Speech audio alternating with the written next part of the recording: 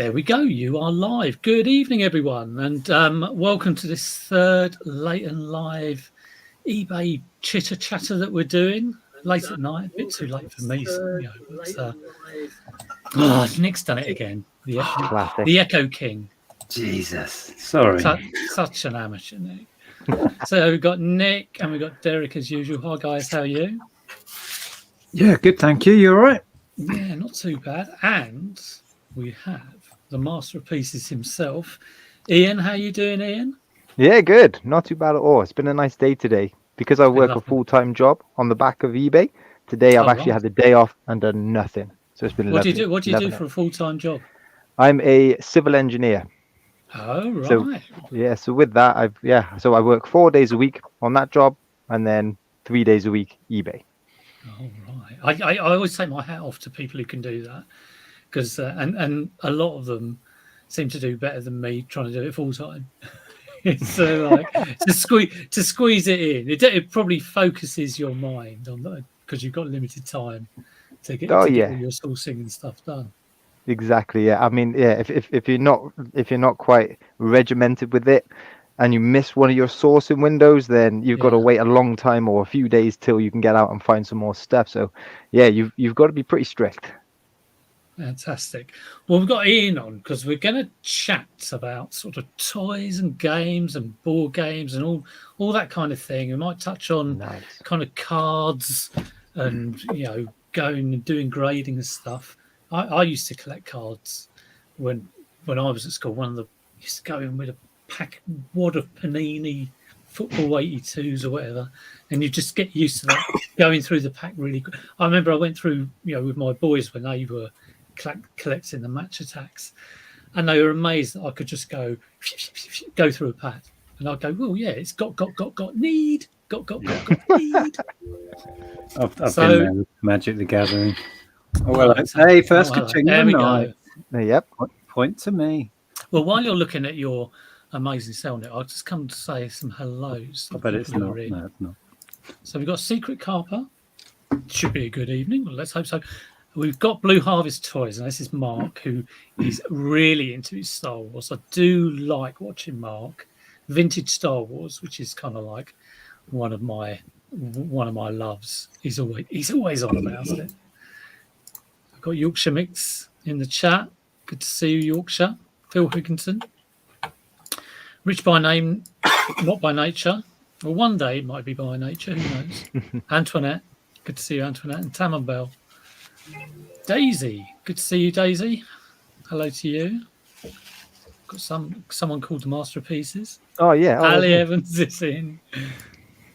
Who else we got? 80s horror fan. And Leanne Hill's in. Hi, Leanne. Good to see you. I hope I'm not going to miss anyone. Oh, it's just skipped. I don't normally get that. Once Loved Treasures is in. Pat, who I met the other day, who is Richard Knight's mum. Met Pat at my local boot fair. Yeah. Really? Good to see you, Pat. Had a good chat with Pat. I think I did Once Loved. Funky Neil is in. Hey, Neil. Mark Williams. I don't think that's a snooker player. ABL Reselling. Good to see you, ABL. Party weekend, definitely. Definitely a party weekend. It's all Jubilees. Like I turned on the telly and I think I went through about 10 channels. It was completely all Jubilee. I'm nearly at the end, I think. JJ, good to see you. If I've missed anyone, it's not deliberate. Ian J. Kez. Oh, it's jumped again. Kez 18. I don't want to miss anyone. Channel Nem. Here we go. I think I'm there. I think I am there. Oh dear, it's whizzing past. So how's your week been, guys? Have had any sort of disasters? Had any good sort of things happen on eBay? No. It's been quite a slow week for me. I've listed quite a bit though, which is good. But how much stuff have you listed, Derek? I mean, what numbers are we talking here? I listed 20 things today and 20 things yesterday. Nice. And I've got another 10 photos that I'll get done tomorrow morning. So my plan is to get up early and get 10 done before I really properly start my day. and that It's always better to do it in the morning, isn't it? Get it always done. kicks me off then, and then I get a good day. Then I seem to be quite productive. So that's I try and do plan that. on how Five or 10 bag in the bag, and then I kind of think if sometimes I get that done in the first hour or two, and I thought, well, if I do this for the rest of the day, I could probably do 100, but then I kind of drift off into looking at YouTube and stuff like that. Yeah. But there you go. How's your week been, Ian? Been good? Yeah, it's been okay. It's been pretty consistent this week. So I aim for about 4 or 5 sales per day. I'm on a different scale to kind of you guys. My aim's to make £500 profit per month. That's what I aim for, and that works out, if you work it out as a daily number, about 17 or 18 pounds per day. Not like a massive amount, but if I can sell 3 or 4 things just from here and keep that ticking over, then I am kind of there. And I'm finding at the minute, because it's half term, I'm getting a lot of toys, a lot of board games kind of going out. So yeah, last week was quite busy, and this week has slowed down a little bit, but only takes 1 or 2 items to actually hit my kind of target. So yeah, I'm doing is the okay. majority of your eBay toys and games? I mean, would you say sort of 90% that sort of stuff? Because looking at all those shelves around you, like, yeah, God, yeah, that's kind of just the stuff that I picked out of finds from the boot sales that I want to keep. I'd say it's actually about 50%. I've got lots of shoes just gathering over there, and that kind of keeps expanding. I'd say about 50% of it would be toys. Toys and games. Yeah. How about you, Nick? How's your week been? Any? It's been interesting. Yeah, been kind of lots of fingers in pies this week. I don't know if you caught the video I put out earlier. I went to the scrapyard. Oh, I did see. Oh yeah, I saw And that. You were talking about like reels of cable, weren't you? Or was that in the chats? Reels of cable. I did take some wire. Yeah, reels of wire. Yeah. I think you did mention it in the chat as well, because I was asking about it. So I'm thinking about doing that, and I actually started a carrier bag of wires today. So I cut the wires off the things I'm taking to the tip. Yeah, 100%. And you'd be surprised how quickly that adds up. And copper is at an all-time high. So yeah, it was really. I've been wanting to do that video for a long time, because we're rapidly trying to clear stuff so we can move. It was a perfect time to get rid of a bootload of scrap, and 100 quid in your pocket. I'm like, happy days. Oh, that's all right, isn't it? For stuff just lying around. I know Tom did a video the other day on he picked up some brass hinges while he was scrapping some metal. He saw these in the bin, and I think he bought them and he's going to sell them. So it's kind of like the opposite, seeing something of value at the scrappers. Yeah, it's surprising what people scrap in, because they're just so focused on, this is brass, I'll sell it. But some things have more intrinsic value as an item than they do their weight. But it is surprising what turns up down there. But I've not done it for ages, and was really pleased with the results on that. I've never scrapped anything like that. Maybe I should think about doing it, because, like you say, fingers in pies, isn't it? I was surprised by the battery value. The batteries. Car battery. Because there's a guy on Facebook who gives me £5 per battery, which I've sold them. But obviously, probably get like 20, 25 quid myself if I took them to the. It's all on weight. I had those Hyundai ones were big ones, so they were quite heavy, and I think I got nearly 40 quid for the batteries. Really?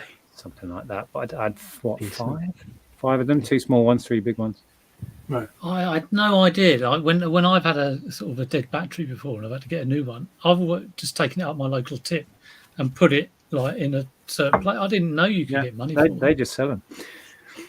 Funnily enough, before we move on, we'd stop talking about scrap, because we're here to talk about other things. Yeah, we are here to talk about toys. The last time I took some household stuff to the dump, there was a guy dumping his stuff, and he had 2 batteries in the back of his car, and I said, can I have them? And I just took them, and that was £10-15 worth of stuff. Look at that, easy money. If you know, you know, If you know. Yeah. Everyone's going to be doing it now, Nick. You've ruined that one. Have I ruined something else? Wow. You've ruined it. Never mind. Anyway, so we are here to talk about toys, and I thought it would be a good starting point if we just sort of like, remember back through the years about our kind of favourite toy as a kid. And have you ever seen it at a boot fair? Have you ever managed to source it and relive those childhood dreams? So, well, Ian, what sort of time period we're talking? We're probably talking like late 90s or something. Going to make me feel really Late old. 90s, making me feel good. No, so my childhood would have been like proper toy childhood would have been early 90s. I'm 37. I am, Pete. You know. I know I don't look it. Okay. I know I don't look it. But no, so there's not really one specific toy that I can put my finger on saying that was the toy I really remember. I loved Hot Wheels cars. Hot Wheels cars, Matchbox cars, die-cast cars. We had tons. We had big box full, right? And they were brilliant. But they used to come with us everywhere, right? And I remember it was on one of my earlier birthdays, 6, 7, 8, something like that. I had a Transformer. So you had a little Matchbox-sized car that actually transformed into robot.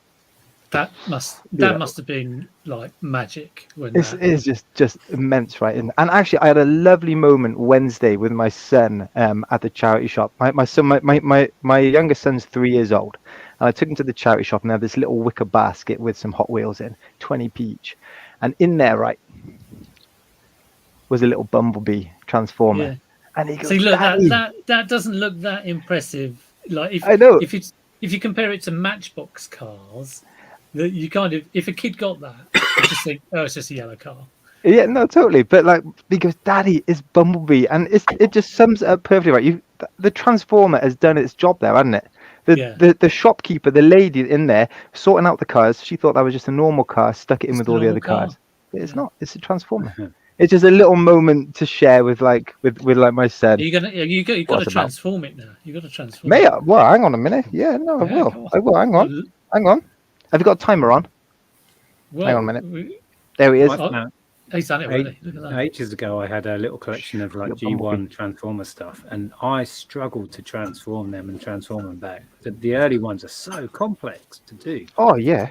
Yeah. Is it normally getting them back is more difficult than transforming them into a I just had to sell in a kind of half weird shape. And, like, sold a scene. I can't put it back together. You know what I mean? Because it was a nightmare. Yeah. No, it was, and well, it was a couple of weeks ago. I picked up some Transformers which had come over from Japan.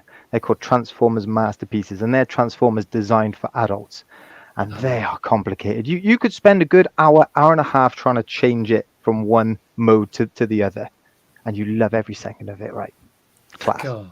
It sounds like some sort of like IQ test to try and see if you can do it. Absolute magic. Derry, what sort of toys did you have? Mid 80s was my sort of time.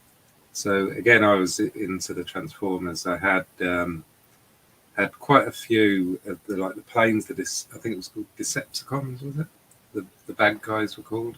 Yeah. So the ones up there. And I always wanted Optimus Prime, but I never got him. I think there was a certain Christmas that everybody was getting him, and all the shops were sold out. And I remember my parents going around loads of different shops trying to get it. Never did get it. No, I still haven't got it since even. Well, there you go, chat. If you see an Optimus Prime at your local boot fair, then obviously drop Derek a message and he can relive his childhood dreams. But yeah, I did Thundercats as well. Thundercats was a big favourite of mine. I had pretty much all the Thundercat stuff. I had the Thunder Tank, all the vehicles, all the figures. I pretty much had everything apart from the Thunder Lair, like the big sort of house. I used to make one out of cardboard.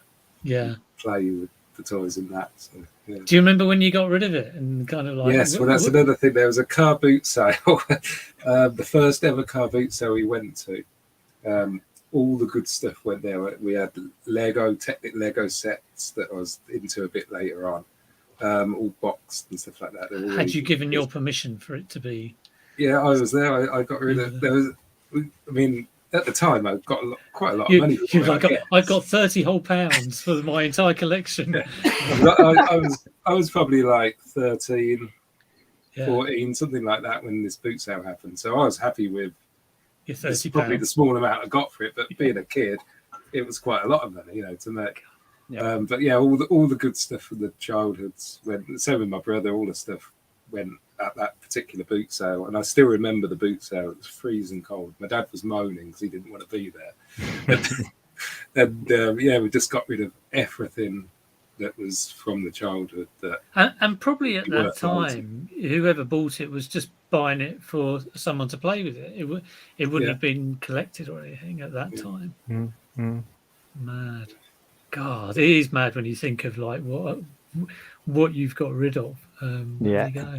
I got rid of Sinclair Spectrums, Amstrads. Yeah, I got rid of Commodores, Game and all Watches. that. And, All went on that at that particular boot sale. yeah, It was like a bolo boot sale. The future there. It's like a dream the stall you've described. I'm going to be dreaming about that stall tonight. So, Yeah. the Bolo store. amazing. Oh, Nick, what sort of toys did you play as a kid? A lot of video games, but I know we're not really here for that. But I was a Nintendo fanboy completely. But toys-wise, my favourites, hands down, were Zoids, which were the little robotic dinosaurs by Tommy, yeah. and they were awesome. They were kind of in the vein of Transformers in a way, because you could take them all apart and build them back up. They didn't transform into something, but they were like modular things. And I just loved them. I had a big collection, and they all just got given to my cousins. And it was just like, seriously, Mum? You could have asked. No. As with all my Star Wars, that all just got given to my cousin Calvin, and God knows where it went. But yeah, Zoids. And I've only found a handful since I've been reselling. There's just not many out there. There's The loads name of rings a bell. I'll have to sort of look it up though. I think I know what you mean. But I know what you mean about the cousin thing, because one of my early memories is playing with this kind of box of Lego that we had, which was pre-minifigure Lego. It was the original big, yellow heads family with a granny, and you could turn the hair the other way around. And all of that lot was from my cousins who are about 10 years older than me. So it was kind of like, I guess it was early 70s or late 60s.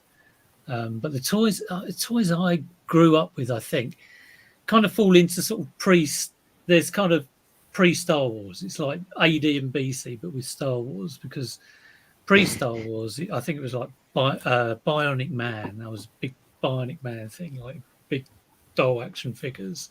And I had him and about two other dolls, like Oscar Goldman and Maskatron. And for some reason, I was really into Bionic Man. Had Action Man, which is kind of like a similar size thing. Yeah. Had a couple of vintage Action Man and an Eagle Eye. The two vintage Action Men were from my cousins, I think, and I got bought an Eagle Eye Action Man. So I love that. And Evil Knievel. And I think they were my three sort of growing up. And then Star Wars kind of happened. And, I remember getting my first Star Wars figures from... it was weird. It was from a place in Cheam Village that sold lawnmowers. But they had a rack of Star Wars figures. Well, that just shows how invasive it was. It was everywhere, wasn't it? Late 70s, early 80s. It was exactly everywhere. It was a place called W. Sargent and Son, and they were lawnmower experts. But you went in there, and on the left was just all the, things with the things slotted on. And that was the original first ones that came out. Funnily enough, I never had any Star Wars new. I used to buy it all secondhand. I'd barter with friends and swap stuff. And because I don't think my parents were really in tune with it, didn't know about it. So I was just swapping whatever I could with friends to get figures. And I built up a collection that way. And I had several vehicles and all that. Oh, I loved it. I had like a cardboard Death Star and the X-Wing. And I mean, I seem to remember they cost about 70p when they came out. And I must have been buying them for about 3 or 4 years. Because I remember when my kind of interest in it waned, I think it was in Sutton and I was in the first floor of British Home Stores, and I remember seeing like a Gamorrean Guard for sale, and it was almost £2 or something. I was like, I can't afford that anymore, and I wasn't I was really tempted to get it because it looked like such a cool figure, but I didn't get it, and so that was kind of like must have been the end of my Star Wars, buying, because. I used to just like, do all the sort of cliche things like line up all your stormtroopers and reenact and go around your mates and kind of like, I'd have stormtroopers and he'd have rebels, and it's absolutely brilliant. But there you go. Have you ever sort of like found any of these bits at a boot fair or any other sort of bolos, that you know about? Yep. Yeah, what for sort you, of stuff yeah, yeah. what have you found at a boot fair? Go on, mate. So, well, yeah, going on to Star Wars. Just the Star Wars was a bit before my time, the kind of toys, Oh, and I was no, never really into the films and that. But I've come across a couple of I've got some Kenner figures up there, just some of the old Ewoks, the little Ewoks. But Yeah. I had a nice X-wing, and it was a battle damaged X-wing. It looked absolutely horrific, and I thought it was genuinely damaged. I thought it had pieces missing, but that's Yeah. the way it No, came. that's the way it is. Yeah, and like I've got the it was original great. one, which was before they brought out the battle damage one. You could just buy the X-wing, and then I think like the second version was, which was probably like I don't know, 1980 ish. They brought out the battle damage one, but it was great. I think you pressed R2D2 and the wings, turned That's it. into the X, and then there's a That's little it. button. Then yeah, Yeah. great toy. I remember I found vintage AT-AT at a boot sale Oh, and that's the a good Millennium find. Falcon, both within a week. This was when I still had the high street store, and I wasn't Yeah. really doing much online, and I had them in the shop as Mm, display for a while, and then I caved and eventually sold them to a regular guy Yeah. in the shop. But I found them around the time we opened that shop, and they looked so cool at the back of the shop, like a display piece. But I don't see much of it. Everyone's No. aware now. Yeah, everyone's aware. Mm. And Everyone's that was aware. back in 2003 when it was, Star Wars was collected, but I guess not as many people. It wasn't as much common knowledge, I guess. So Have you found any of those other sort of bolos like Hero Quests? And I've never found a Hero Quest. No, I same. found a sealed Ghost Castle. I saw a yes, Ghost Castle. £2 I saw a cost Ghost Castle. It was there was a charity shop advertised on Facebook, and they were just opening like in a couple of days' time, and they posted a picture of their sort of window on the Facebook page. It said we open on Friday or something like that, and there was this Ghost Castle just in the corner. You could just about see it. So I raced up there the day it opened, and I got You went there with your sleeping bag and camped out. Nice. Yeah. I actually got quite a lot of good stuff from that shop. Yeah, Probably should see if it's still there. Actually, I've had 2 Hero Quests, and one I sold on Amazon at 100. I think it was 150. We got on Amazon for it. It was mad. Yeah. I guess they've gone up since then. That's a couple of years ago now. No, I've never had one. Yeah. It's certain sort of. I got a Flat Eric last year. It's the first time I've seen that. They should have this list of original top 10 of original bolos to look out. So like the Flat Eric. I got 2 Flat Erics in one boot sale once.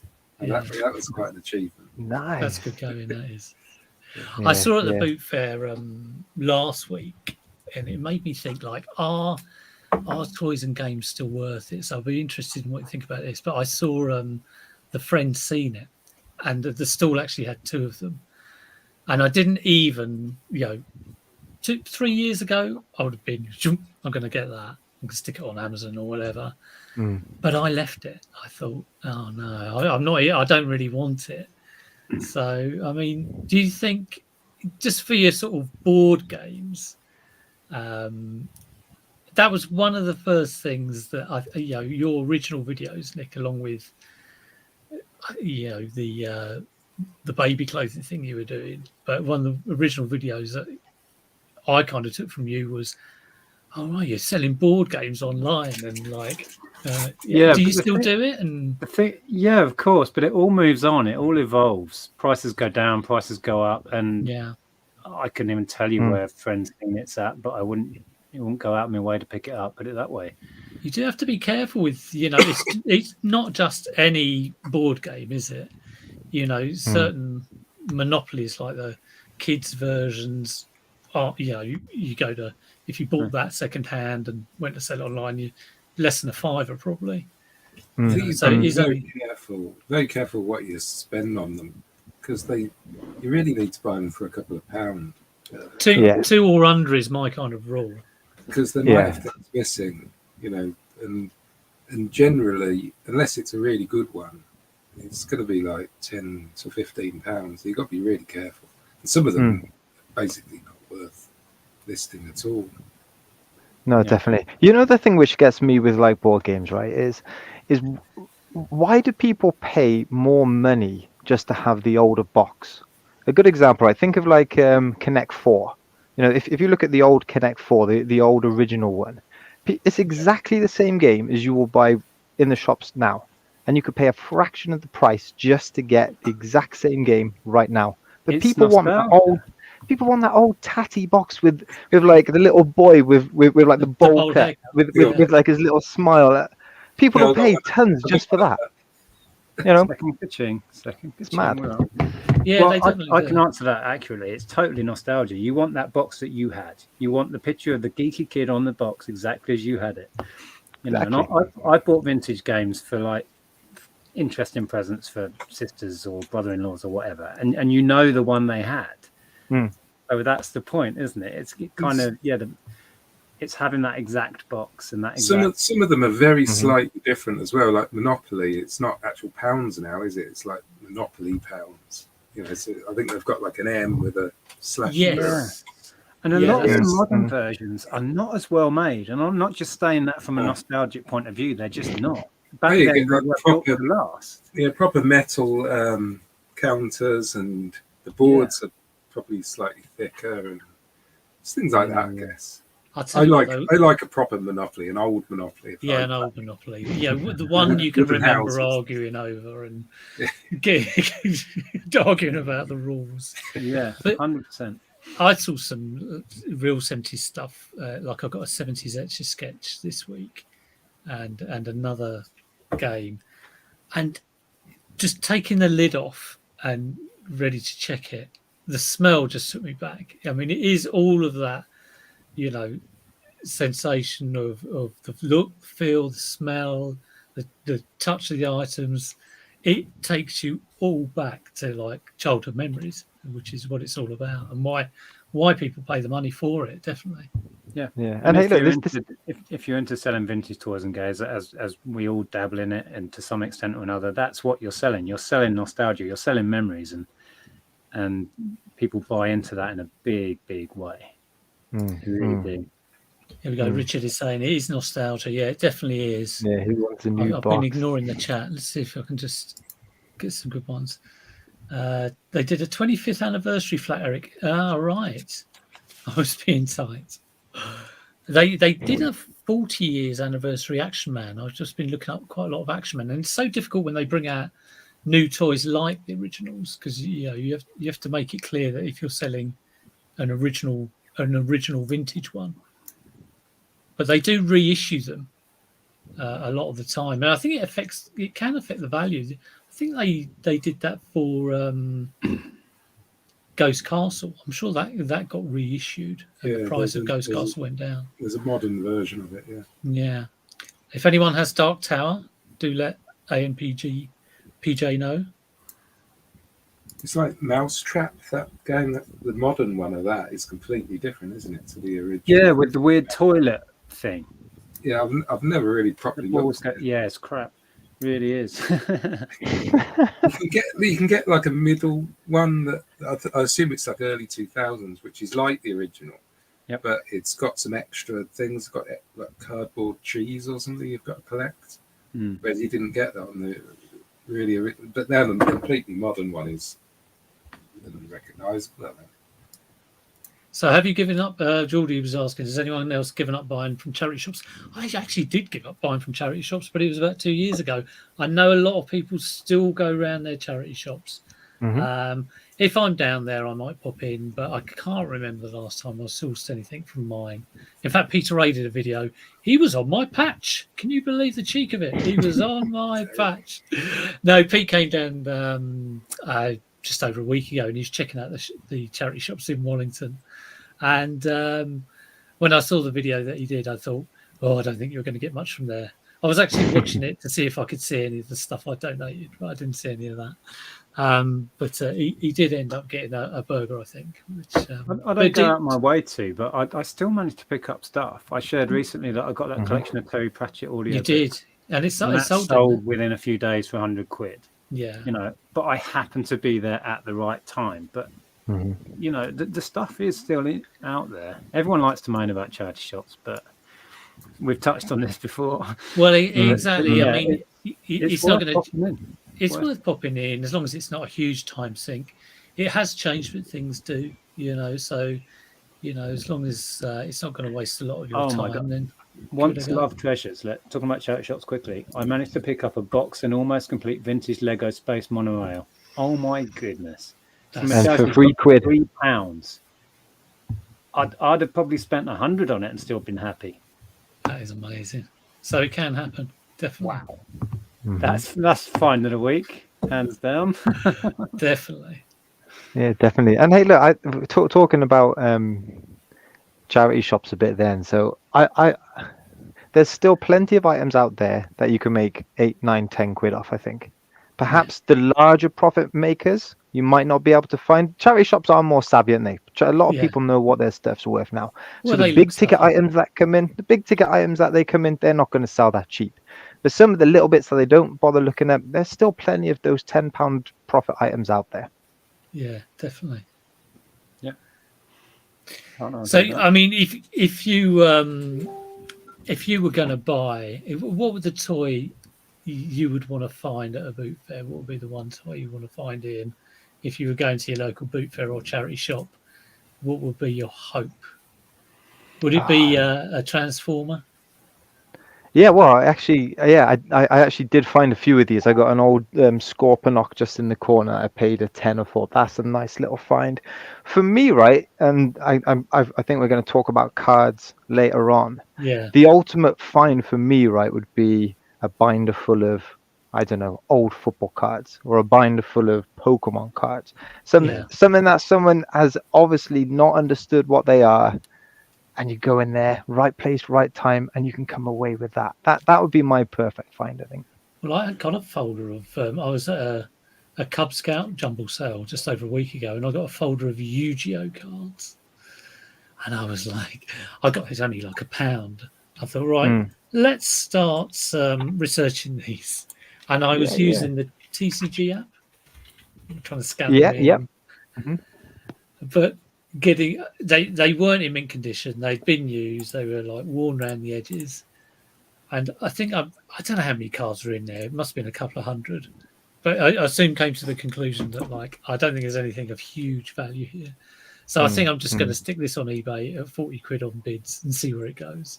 But I mean, cards and researching cards. You've done a bit of that, Nick, haven't you? I've seen your videos on Magic the Gathering, and always kind of I'm like, oh my god, could I be bothered to do it? It's I know enough just to be dangerous. I don't really know. It can draw you in very well out of it. But I used to run tournaments. You see, when we had the High Street shop, I was a Wizards of the Coast stockist, an official Friday Night Magic organizer.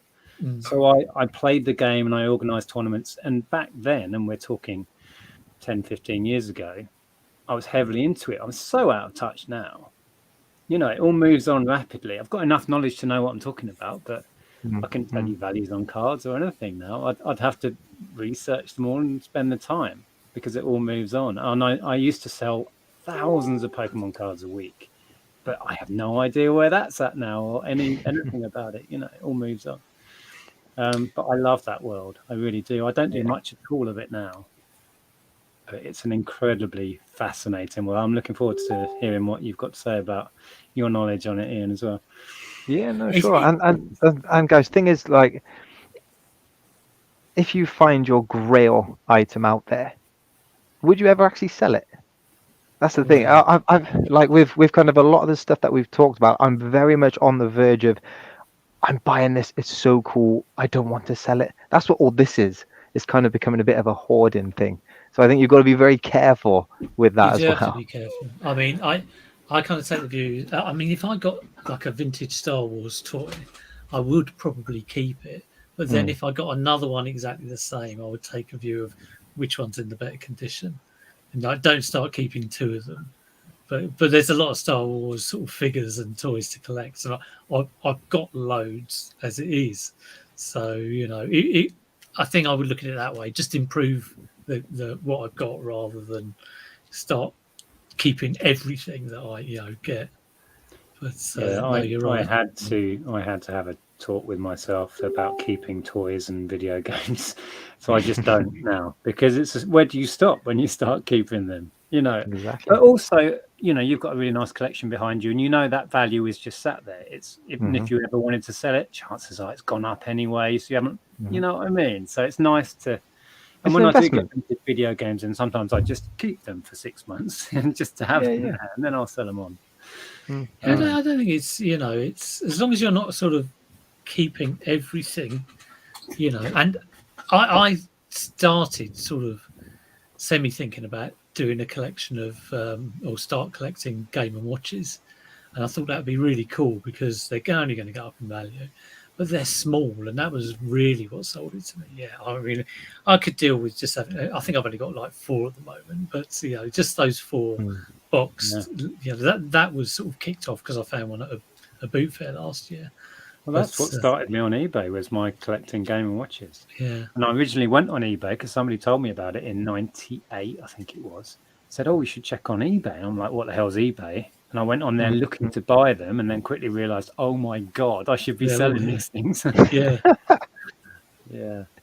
Number of times I've ended up, on Facebook Marketplace, and like seen one on there and sent a message, and then realised it's gone to Joe's reselling for pennies because he used to sell a lot of Game and Watches and he's where is he? He's I think he's near Greenwich, so he's quite he's in my 25-mile radius. Well, he did have a big collection. He did have a big collection. Got most of it. I don't know if he sold it all off, but I'm not too sure.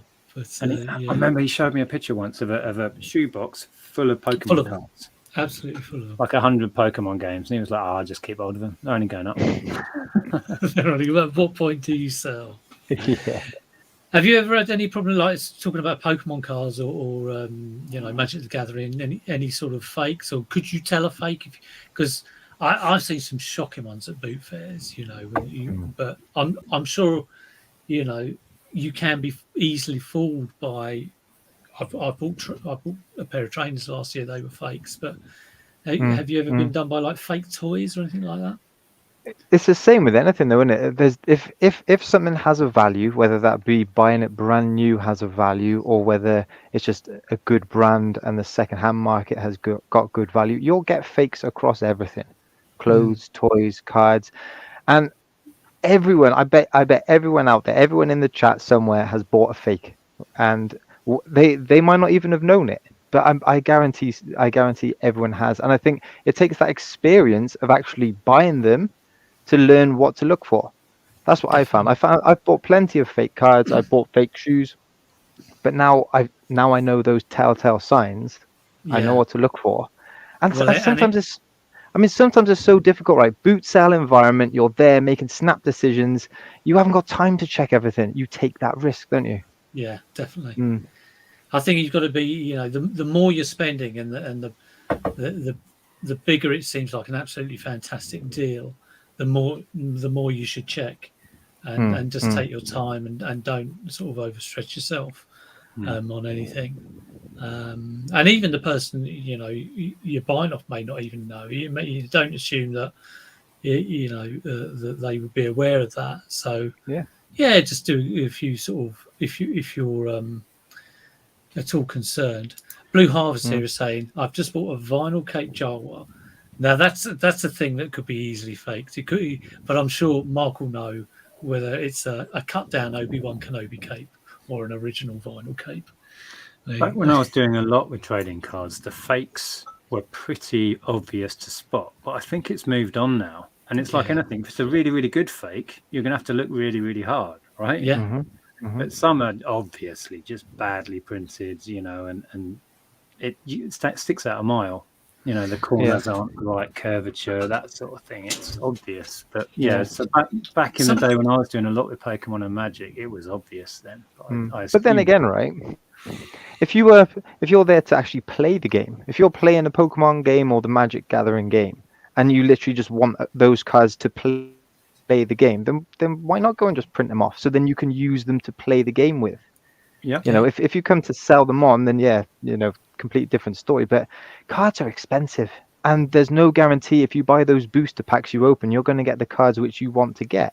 So No. I can totally That's see a why fair people point. would print them off and people would use them. I can see that. Yeah, and obviously for cards and collecting cards, that's probably one of the easiest ones to fake, and they probably are aiming for that collector market. But you're right. I mean, it's like people who buy Star Wars toys and keep them in the packet. I can't imagine that really. You know, all of my Star Wars stuff is loose, and yeah, I like looking at it, but I want to sort of like get it in my hand, and yeah, I wouldn't want it in a bubble card, just not being able to touch it. The temptation would be just to open the packet and see what's inside. Yeah, Definitely. yeah. I think one thing that we will see coming in the very near future is a lot more printed plastic, a lot more 3D printed pieces, particularly in games like Warhammer and things like that. Yeah, It's very easy to now find the molds and the 3D models to print the characters you want. Because again, they're expensive figures. Why not yeah, just why not just print them out to use them to kind of play with? I yeah, think definitely. I think fakes will be there all the time.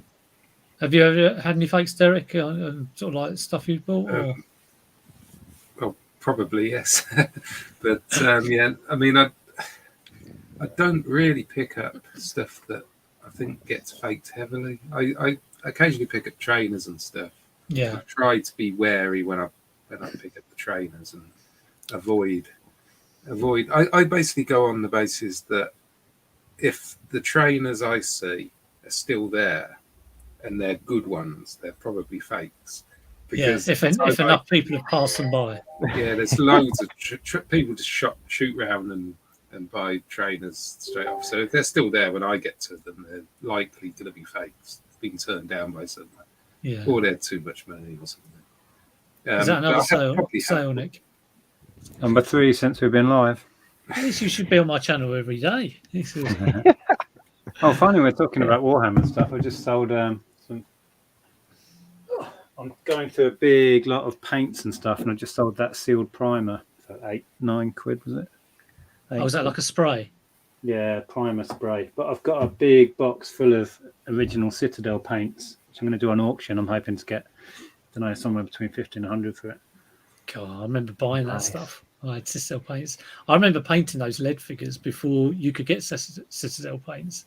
You had to go and get Oh, really? the Yeah. Humbrol things that you know, These are because the they were little- all acrylic paints. When Little dumpy That's ones. yeah, A lot because of which are still sealed. And the thing with these is, I was talking to somebody ages ago that a lot of the colours go out of manufacture, so Yeah. people will pay up for certain colours. I went through and looked up a lot of this, and it's all fairly common. So I'm just going to job lot it. But I think I've got my first lot of Dungeons and Dragons figures, Citadel miniatures, probably in about 1983. And I was painting them at the time with like a Humbrol enamel paints, you know, the ones you use for Airfix toys. And then Citadel started realizing that, hang on a minute, people are painting these things. But it is huge. All of the Warhammer stuff is, I mean, like I say, I kind of like painting those things for a year or two, and then I kind of went off it. But people are really into that Warhammer stuff. But again, you have to know which ones to get, and certain certain armies can go out of date and not be used, and statistics can change on things. So I've seen Warhammer at the auctions a lot, and massive lots of it, and I just haven't got a clue. No. I quickly look it up, and it looks like it might be quite good, but the price goes really high, so I tend to stay away from it. But I'm never too sure, really. yeah, there's a question there from Kez. I'm assuming you would choose Royal Mail. well, the job lot's likely to be over 2 kilos, so it'll probably go UPS. Oh, okay. Yeah. If not Royal Mail, you shouldn't have any problem. I mean, that thing I showed you technically is a pressurized canister, but It'll just blow up in aren't. blow up in the courier van. Yeah. All right, let's have a quick look at the chat again. Jason's saying that you sold a fake Spider-Man. Sold a fake Spider-Man, yeah. So that was in my last video. I picked up. So it's different. So there's fake, and then there's bootleg in there. There's someone, and Ricky Lee did a great video, one of his last videos, about the difference between the two. This is some random company taking their own spin on like a Spider-Man toy. He had a little gun, and it was just a really weird toy that would never be made by actual Marvel. But there's collectors for stuff like that as well.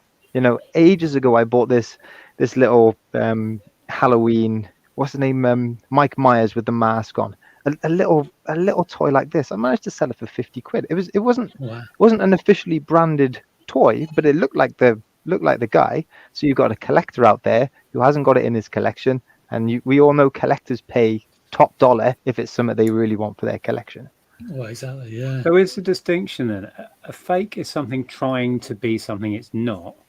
But what you've described is almost fan art, really, isn't it? Yeah. It's not trying to be an official Marvel product and passing itself off. It's trying to be something unique and different, I suppose. Yeah, so it's kind of using a license they probably shouldn't be using.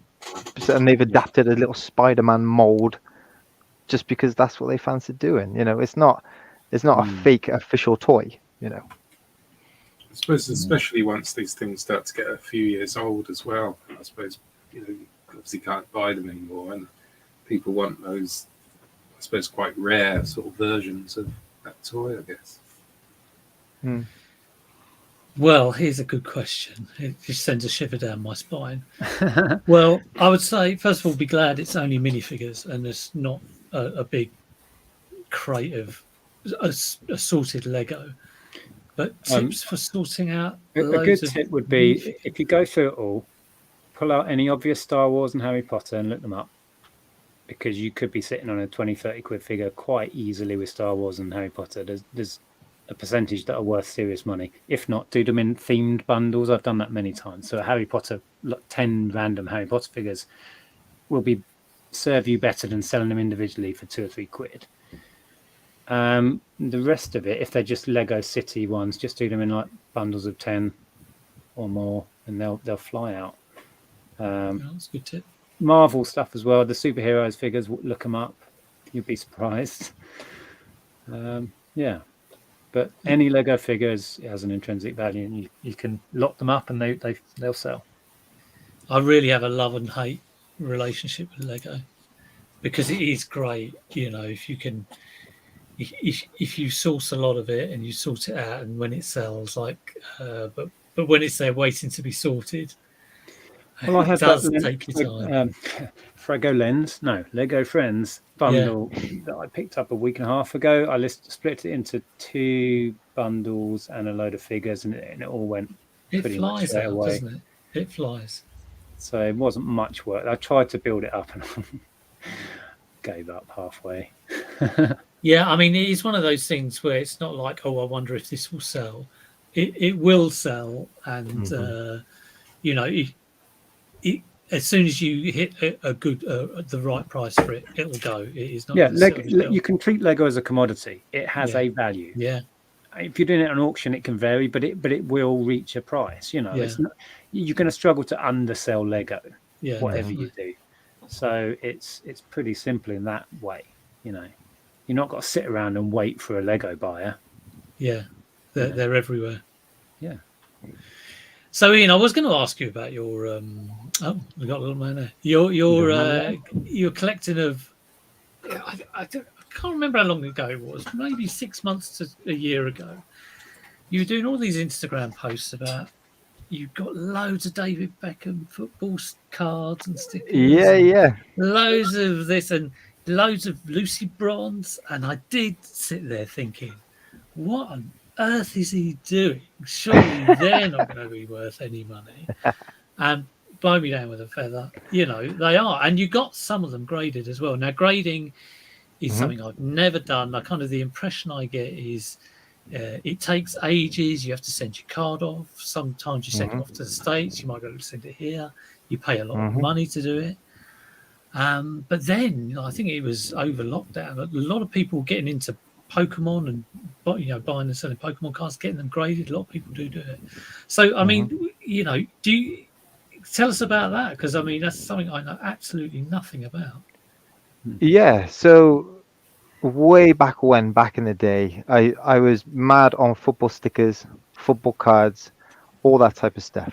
Yeah. Fell out of love with it. But then when lockdown came and we couldn't go to charity shops, we couldn't go to boot sales, we couldn't source anything. I was looking at other things I could buy.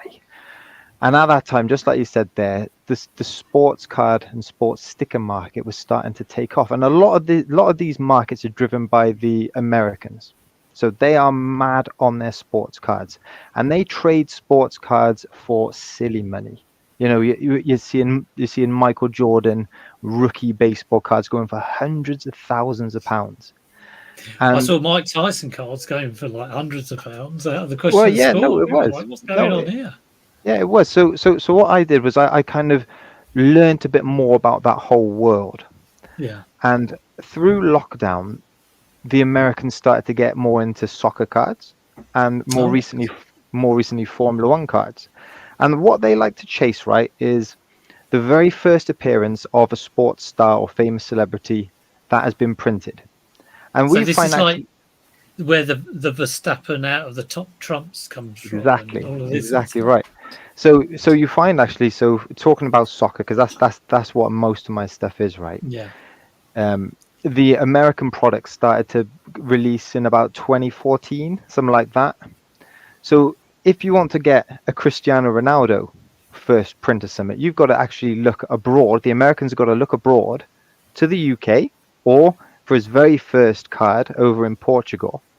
Right. And then that's where the value comes from. They can't buy their first print because it's not made in America. It's made over in the UK. So I've got a couple here to actually show you here. Look. Oh, see if I can remember how to. There we go. How do I make someone big? Click on them down the bottom. Oh, that wasn't it. Click on them down the bottom. I think, isn't it? No, it's cool. So that works right. Cristiano Ronaldo, right? So everyone, like I said, people want to get his first appearance. Now, you can take that however you want, and this is you're appealing to collectors here as well. So people might want his first appearance in his club kit or his first appearance in his international kit, blah blah blah blah blah. But this one here was only made in the UK. It's from the Merlin England sticker album. So I bought 50 of these packs, opened them up, and I managed to find the Ronaldo. Now that card there, currently is worth about 80 quid. Just for that sticker. And coming on to the grading aspect, if you're spending 80 quid on a sticker, you want to know that is authentic. We've just had a little chat there about fake stuff. So the first thing, getting it graded, you know that is authentic. Next thing is what condition is it in. You can imagine some of these stickers are just shoved in people's pockets back in the day. They've got all curled up corners, they're all creased in that. You will get a grade out of 10, and they will judge the corners, they'll judge the edges, they'll judge the surfacing, and the one thing you can't control is they will judge the centering. So you can see it's got a white frame on the sticker. Is it centered? How's it been printed? The more central it is, the better it is. Exactly. So they'll have their own grading scale, and depending on your card, they will give you a value, or they'll give you a mark out of 9. Now the collectors out there are chasing 10s. 10 is usually the top grade. So if you've got a 10 in something, how often would they give 10s? I mean, is it almost impossible? 10s is hard. 10s are really hard. There, do you know what it failed on? So this one I would have said would have failed because I pulled this out of the pack. The condition's good, all the edges are good. That has failed on centering, and I think it's centered on the back. It's slightly heavier that side than that side, and you got to appreciate these guys look at this stuff under a microscope. They will be looking at every single minutia of that card. It's very difficult to get any flaws past them, right? So that's why the higher grades of these older stickers and cards go for so much money. The collectors want just the valuable stuff. So from my understanding then, how much did that cost you to grade, if you don't mind me asking? So that one would have cost about £30 to grade that card. Wow. So with that one... Is it adding more than that to its perceived value then? There we go. There we go. That is the magic question. Is it worth grading your cards? Or if it comes back and it's added more value to the cost you've spent graded it, then yeah, it is. It is worth grading your cards. But there's a risk, right, isn't it? If that had only come back a 5, or if that only come back a 4, no one's going to buy that. Who wants a 4 when they can go out and buy an 8 or a 9? I'm just trying to think. There was someone, was it Brum Reseller, who got a load of stuff graded and it all came back as 4s? Exactly. Yeah, he did. I Yeah. think So he got it was a brilliant, typical Brum Reseller video where it's like a total disaster has happened. Yeah. Well, that So- is it. If it comes back as a 4, who's going to want that? Exactly, because if it comes back as a 4, right, you might as well go on eBay and buy one without a case, without being graded. You might as well buy a raw one and take the risk. You know, it might come through the post and you might have bought a 7 or an 8 in your hand. If you buy a 4, you know it's only a 4. So that card, as the example we're talking about then, what do you think it was worth as a loose card in the condition you perceived it to be, and what could you get for it now? I don't know the value of it now, honestly. Raw, it would be worth about 50. We could have a look on solds. That one, you'd be in your hundreds for that one for sure. For graded. Okay. For sure, yeah. So here's one that I do know a bit more about, right? This is the one which you were talking about there, Pete. That is the old. That's the David Beckham rookie card, 1995 rookie. Now, through lockdown, I managed to find a supplier in Greece who was selling boxes of unopened packs. So I messaged some of the Sunday Night Waffle boys, James Collects, Ricky Lee, Kieran Rummage Round, said, guys, go and buy these boxes because in there you will find some Beckham cards. And we were buying these boxes for about 25 quid, opening the packs, finding these Beckham cards. You don't kind of think, oh, I've got a sealed pack, this might have value. You are specifically buying those sort of 20-year-old boxes to open to try. Yeah, wow. That is another whole strategy you could go down. If you want, you could invest in sealed product. A lot of people do that as well because then it comes over time. What's happened to the other 4 stickers in the packet, or all the other stickers that you got? Just they're worth absolutely nothing. So they're just in a box upstairs, just kind of doing nothing. But as soon as you get that, that's what you're after. He's like at the panning time, for gold, right? isn't it? It is. For gold. It's almost gambling. You're kind of buying packs. It's almost like scratch cards. You're buying scratch cards. You're opening packs. You're looking for Beckham. Now at the time, me and the boys were selling that card off for about £100 raw. Wow. And if you'd sent that off to get graded to PSA, which is another grading company, this slab is by SGC. There's lots of different grading. Is that in the UK, the SGC one? No, this is in America as well. Right. But this one, as a 10, a PSA, went for £1,000. Wow. So you're talking good money. You're talking reasonable money. So how long does the whole process of take us through? You've opened. Who got the most Beckhams, by the way, out of the 4 of you? Kieran from Rummage Around, and he sat on a ton of them as well.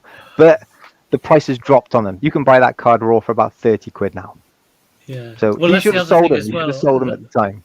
I was going to mention that because once you get into this, it's commodity based, and it is just like the stock market. You just described the stock market, right? Mm-hmm. And prices go down as well as up. And I was going to ask you that very question. It's interesting that particular card has already come down. Like we've seen, you mentioned the question of sport ones. Those plummeted. They were above 100. So there's a lot of skill involved in when you sell. Yeah. And look, there's a few cards here I wish I had sold. I wish I had. But they could always go back up again. With these soccer cards, we got the World Cup coming at Christmas time. All eyes will be back on football again. The American sports cards collectors are going to be like, oh, I quite fancy watching football. You wait long because enough the States are in there. Someone dies. You're reading my mind there. You could do, yeah. But the actual process of you've opened your packet, you've gone through the whole box, you've got 4 Beckhams. Mm-hmm. How do you package it up? how long does it take once it's gone? You already sort of give us an idea of the cost, but Yeah. do you worry about has it got lost in the post? And how does Yeah, that yeah. how would you package up a card? You Right. don't just stick So it in an envelope and send it. no, you don't. No, you don't. No. So you get little penny sleeves, little clear plastic sleeves that you Yeah, put them in. That stops them getting scratched. And then you get kind of a hard plastic sleeve which you can put them in. They're called a top right, loader. In right. that, just wrap a ton of bubble wrap around them and just ship them off as if it was So any old the kind actual of. packet is probably like a huge box, but it's just a little. Yeah. We've just a card in. So And have you how found long did? is there an optimum amount of cards to send to make the postage worthwhile? And do you send like 20 at a go, or would you send one?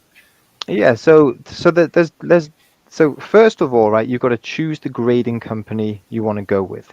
Now, I for my most valuable cards, I send them over to America because I'm gonna appeal to the American market. I want to sell them to Americans. Americans are the ones that pay the big money generally for these cards.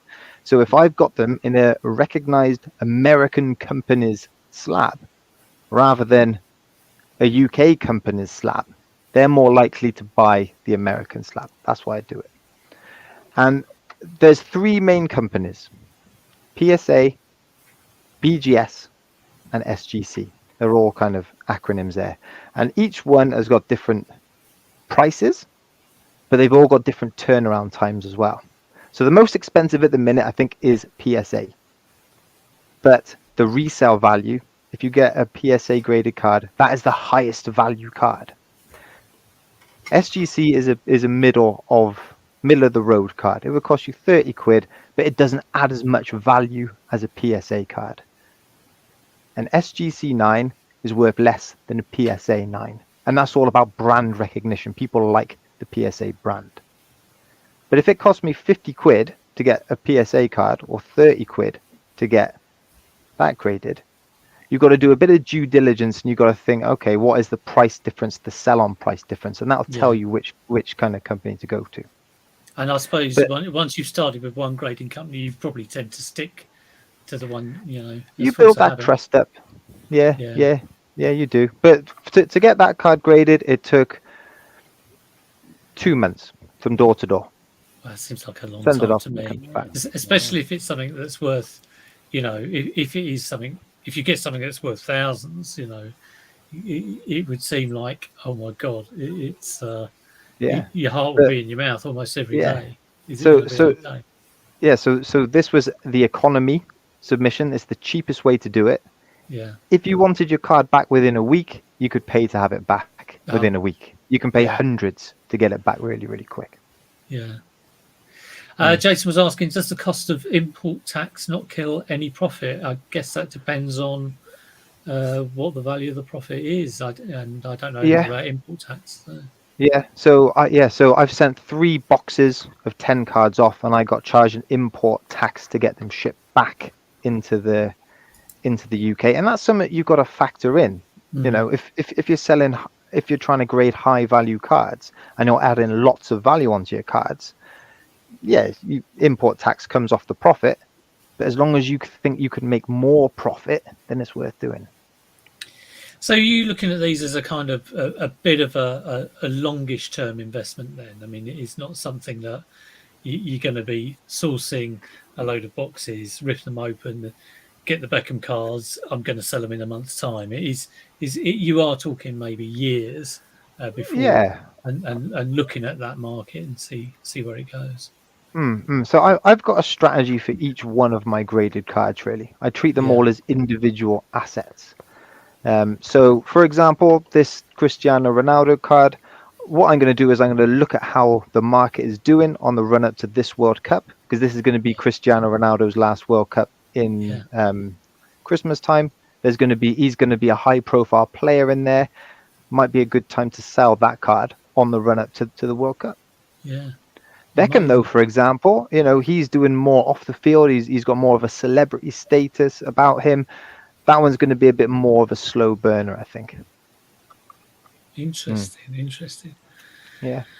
Right. Well, we've managed to do an hour, and one thing we haven't mentioned is, of course, the Mopar Oh, the Mopar. Wheels Race, which I am an absolute fanatic for. If you want to see some excitement, do watch last season's final of the How many times have you Mopar race. watched it? Go on. Oh, Be it honest. must be in the hundreds. It must be in the hundreds, and in slow motion. Yeah, I know you do slow motion on the replays. I slow mo the slow mo.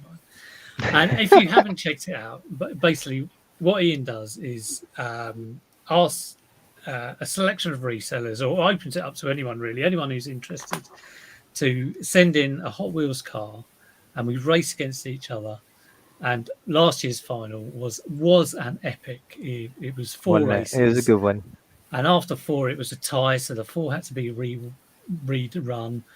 And the actual winner, I won't mention who it was, but he ended up winning the race, going backwards on his roof. I mean, you can't get any more mad than that. But we've got a season 2, Ian. So tell us about that. Season 2, yeah. So I've had 18 entries from all across the UK. Different resellers have been charity shopping, boot sailing, trying to find their quickest Hot Wheels car. They've sent them to me. I've got a new track, 6-lane drag strip. I've filmed all the heats, filmed the finals. I know who's won it. You don't know who's won it yet. It's going to be shown live 8 o'clock Saturday. Well, check it out. I will definitely be there. I'm sure Ricky Lee will be there. Global Thrifters, I've seen in the chat, they'll be there. Check it out. Will be there. Because, Are you going to do it again? Because I failed to get involved yet again this time. Is there going to be a Thursday? You did, yeah. So this is the spring series. I will be doing an autumn series as well. So give it another couple of months. Let's let all the dust settle on it, because it is another epic race, this one. So, as someone who kind of knows what's going on but doesn't really, are we allowed to tamper, or the entry is allowed to tamper with the cars, or is it You just can't put pure... a firework on the back. You can't fireworks. Otherwise, Well, is it just pure luck? What's going on here? Is it luck? I'm asking the question. I'm not. It's the skill of, I mean, the you've skill got of a the lead pit. weight in them to weigh them down, or what? So in the very first time I did it, Pete, your entry, right? I was opening the envelope on the kitchen table, and you can smell the WD-40 coming out of the envelope.